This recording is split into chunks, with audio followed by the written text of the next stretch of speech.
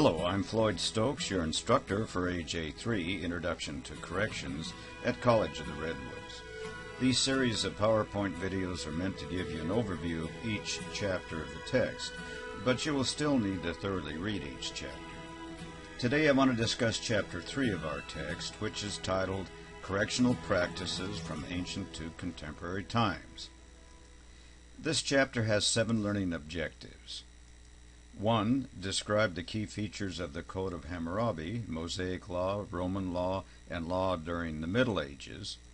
2. Identify the 2 important themes in the development of imprisonment as punishment, and explain the link between hospice facilities and houses of corrections to those themes.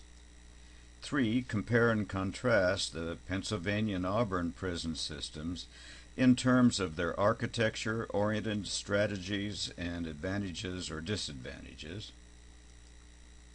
4. Describe how men's and women's prisons differed during the reformatory movement of the 19th century. 5. Explain how the penal systems in the South and West differed from those in the East and summarize reasons for those differences. 6. Summarize the development of prison programs and the treatment of women and other minorities during the early, middle, and late 20th century. And then finally, 7. Explain how public opinion about crime and punishment in the 21st century seems to be influencing the use of imprisonment and prison alternatives. Well, let's get started. Concepts of crime and punishment have evolved over the centuries from the ancient blood feuds sparked by harm done to a person or property, to today's complex legal systems that distinguish among categories of crime and varieties of punishment. The Code of Hammurabi, for example, was the first known body of law. It was established by Babylonian King Hammurabi about 4,000 years ago, and it provided the basis for criminal and civil law.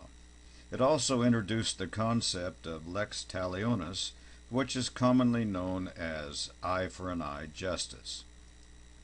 The Hebrew legal system, or Mosaic law, started when God gave Moses 2 stone tablets containing the 10 Commandments. Mosaic law continued the principle of lex talionis, but expanded it to include the concept of proportionality. In other words, setting forth a commandment that punishment should be no severer than the crime. The earliest form of written Roman law dates to about 450 BCE, when a council of 10 men inscribed the rights of Roman citizens on 12 bronze tablets.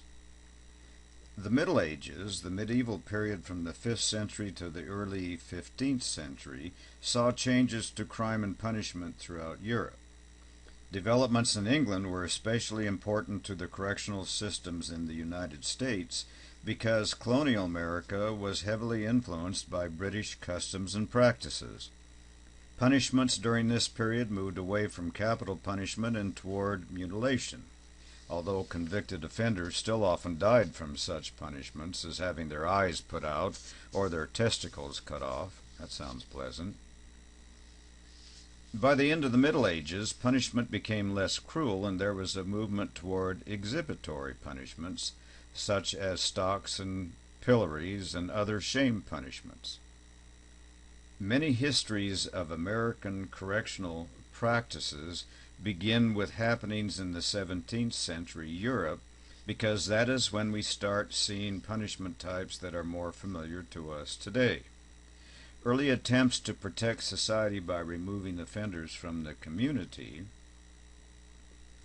by transporting them to other areas of the New World, like Australia, for example, in the 17th and 18th centuries, and confinement while awaiting punishment, such as jails or gaols, as they were called, served as forerunners to what would become long-term imprisonment. Hospice facilities promoted the idea of isolating offenders from each other. Houses of correction emphasized the importance of hard work at disagreeable tasks. Prison hulks were old 18th century merchant and naval ships converted to floating prisons. In 1779, the English Parliament passed the Penitentiary Act, which made significant reforms to the prison system. The 1779 Penitentiary Act was a result of the efforts of John Howard, who is often considered the greatest prison reformer of modern times. His book, The State of Prisons in England and Wales, was the basis for the basic principles of the Act, including such provisions as to, quote, prisoners should be housed in secure and sanitary facilities, unquote. Corporal and capital punishment remained the primary sentence types well into the 18th century in America, primarily because legislators were resistant to change. Incarceration was more often an alternative to, rather than a replacement for, the old corporal punishments. The new ideas of imprisonment with solitude and hard labor as humanitarian alternatives to corporal and capital punishment were especially evident by the activities of the Pennsylvania Quakers. These were members of the Society of Friends who, in 1787, argued that solitude and hard labor were humanitarian alternatives to the existing punishments. At the suggestion of the Pennsylvania Quakers and others, the Walnut Street Jail, which had previously operated only as a jail, was expanded in 1792 to have a new role when a penitentiary addition was completed. Separate and silent are key words distinguishing the Pennsylvania system, which sought to keep prisoners separate from each other and required them to remain silent. The Pennsylvania system was established with the Eastern State Penitentiary in 1892 in Philadelphia. This system assumed offenders would more quickly repent and reform if they could reflect on their crimes all day in silence and separated from other inmates. Congregate and silent are key words distinguishing the Auburn system, which required prisoners to remain silent even while working and eating together. The Auburn system, established with the Auburn prison in New York, used a modified version of the Pennsylvania system, but with this system, prisoners were kept separate from each other at night but allowed to work and eat together in silence during the day. The United States was at the forefront of pulling into operation the first penal philosophies for long-term imprisonment. But after about 50 years of little more than debate about the merits of the Auburn and the Pennsylvania systems, things were stagnating in this country, and some prison reformers began looking for new approaches. This resulted in the reformatory movement after 1830, we'll get to that slide, that incorporated a more humanitarian approach to confinement and focused on ways to prepare prisoners for their eventual return to the community. The first American reformatory opened in Elmira, New York in 1876, and it differed from existing prisons by using indeterminate sentences with fixed minimum terms, allowing the possibility of early release on parole, and placing greater emphasis on reforming the inmates through providing trade training and education. As the reformatory movement began to take hold in the 1860s, an interest developed in reforming female as well as male prisoners. Feminists of the time worked hard to get all male legislatures to fund separate reformatory prisons for women. This resulted in what is called the Differential Response, and this term was described society's response to the issue of women and placed emphasis on separate and different style prisons, different programs, and different sentencing practices for women offenders. The text points out on page 42 that good reason exists to believe black women did not benefit as much from the reformatory movement.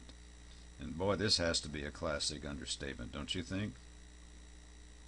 Other states, especially those in the South and the West, were certainly influenced by what was happening in the Northeast, but they also realized there were unique circumstances at home.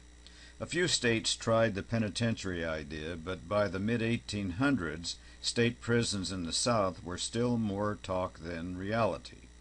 The South still preferred to have justice and punishment dispensed at the county rather than the state level, and was more inclined to follow the Bible's lead and rely on corporal and capital punishment. Two terms describe the result. Decentralization, a popular principle in the South during the first half of the 19th century, wherein the administration of justice was left to local authorities instead of being centralized at the state level. And because the economy in the South was agricultural based, the lease system evolved. This system evolved in this manner. Prison officials would lease prisoners to plantation owners and private contractors to do labor for a specified sum and for a fixed time. It is interesting to note that the end to leasing was brought about by reduced profits, not so much by new humanitarian concerns. But the penal plantation became entrenched in Southern penology, and it influenced the direction imprisonment would take in the 20th century South. The earliest prisons in the American West were not strongly influenced by the developments in the Northeast.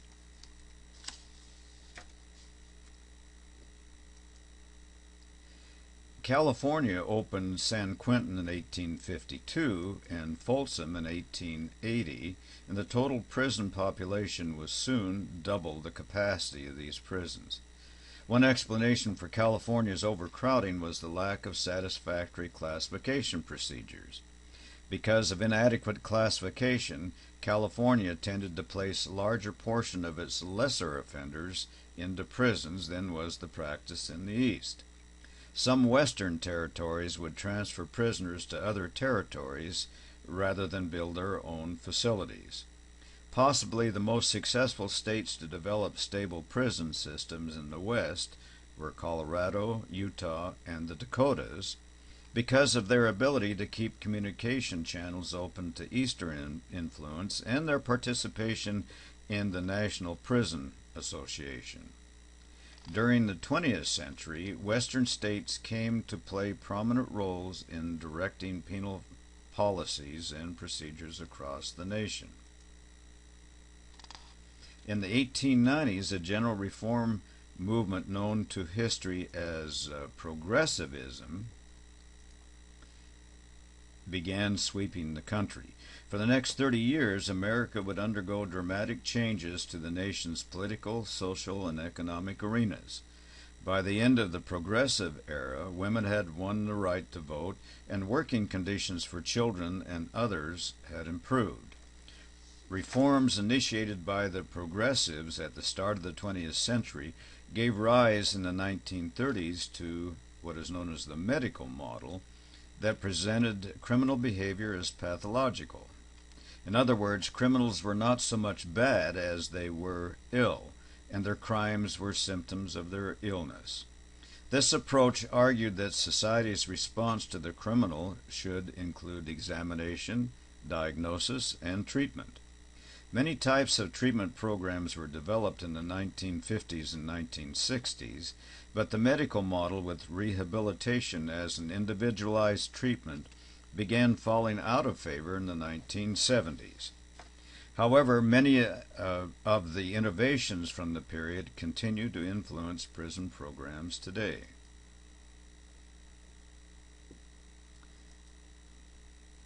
Figure 3.5 on page 45 lists the key features of corrections in the 20th century. From early in the century, mid-century, and late in the century, and it covers prisons, programs, and the changes in the treatment of women and racial minorities.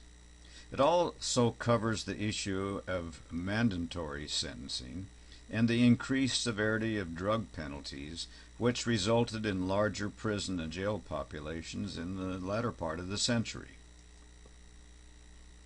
At the start of the 21st century, the United States had the highest incarceration rate of any country in the world, but that rate is slowly beginning to change.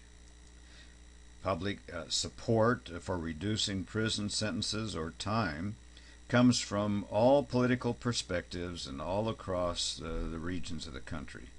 California's Proposition 36, which took place in November 2000, allows people convicted of first and second time nonviolent or simply drug possession type of offenses to receive drug treatment instead of imprisonment.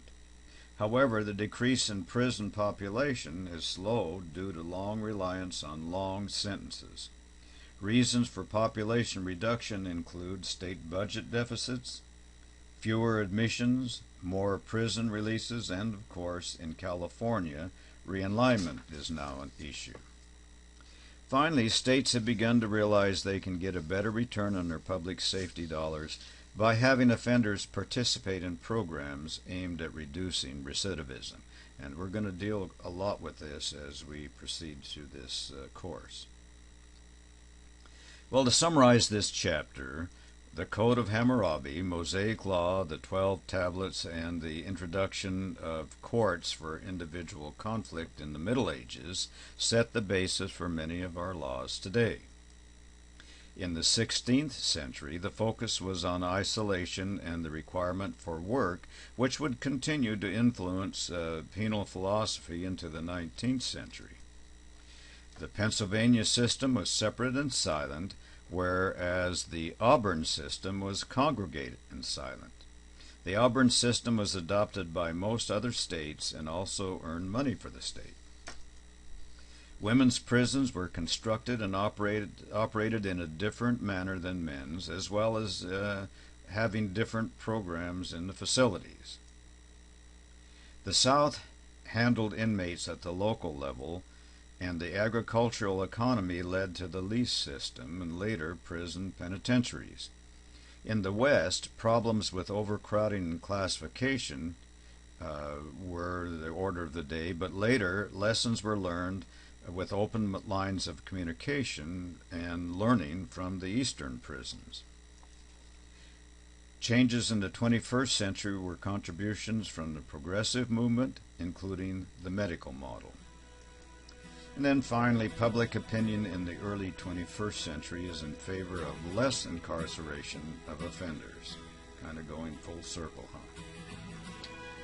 Well, before I close, be sure to read page 49 of the text that discusses the ADMAX, that's the Administrative Maximum Facility in Florence, Colorado, where some of America's most notorious prisoners are housed. Well, that's it for now. We'll see you in class.